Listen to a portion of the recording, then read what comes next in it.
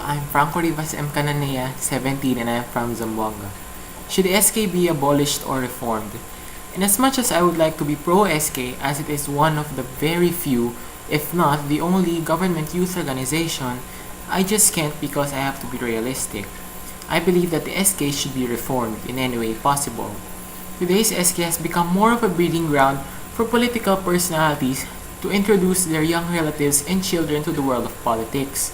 It has become an avenue to introduce these children to the public so that in the future they have established their names. This is the problem with the Sangguniang Kabataan. It has become the egg where political dynasties hatch.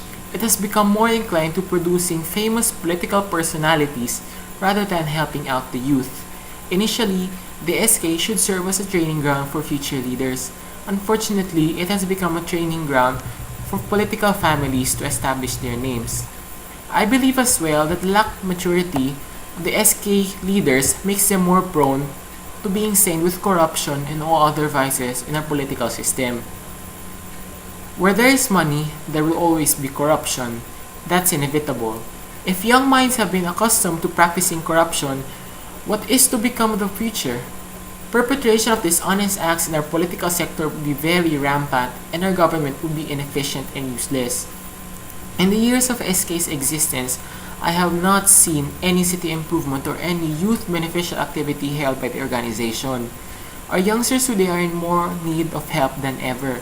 There's the unsolvable issue of hunger, poverty, bullying, child labor and trafficking and whatnot.